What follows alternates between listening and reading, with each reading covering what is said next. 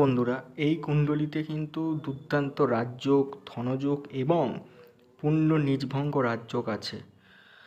তো খুব ফ্যান্টাস্টিক একটা কুণ্ডলী। সবার আগে আপনারা দেখুন এখানে লগ্নে নবমপতি, দশমপতি এবং একাদশপতি একত্রে বসে আছে রাজযোগ এবং ধনযোগ বানিয়ে। নবমপতি দশমপতি রবি বুধের বুধাদিত্য যোগ, মানে এটা একটা রাজযোগ প্লাস কর্মধর্ম রাজযোগ। আর নবমপতি একাদশপতির রবি শুক্রের এখানে ধনযোগ হয়েছে, ফলে ফার্স্ট হাউস এখানে ফুল ধনযোগে রয়েছে।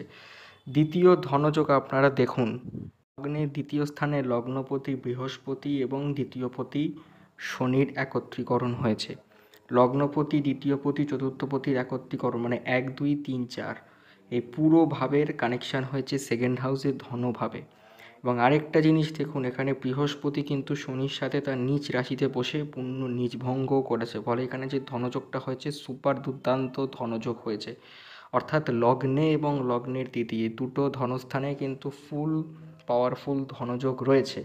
প্লাস লগ্নপতির নীচভঙ্গ হয়েছে। যেহেতু লগ্নপতির নীচভঙ্গ হয়েছে সেহেতু ফল পেতে হয়তো একটু সময় লাগবে, কিন্তু আলটিমেট ফল কিন্তু এখানে খুব ভালো দেবে। আর আরেকটা জিনিস দেখুন, এই হরোস্কোপে রাহু কিন্তু বসে রয়েছে একাদশভাবে শুক্রের ঘরে বর্গোত্তম হয়ে। এটা কিন্তু একটা ধনযোগ। আমরা জানি যে রাহু উপচয় স্থানে খুব ভালো রেজাল্ট দেয়, বিশেষত একাদশভাবে এবং দশমভাবে। স্পেশালি একাদশভাবে এখানে শুক্রের ঘরে রাহুর বর্গোত্তম হওয়া কিন্তু বিলিয়নিয়ার হওয়ার কিন্তু পূর্ণমাত্রার যোগ কিন্তু এখানে দেখাচ্ছে। তারপর দেখুন এখানে চন্দ্রমঙ্গলেরও ধনযোগ।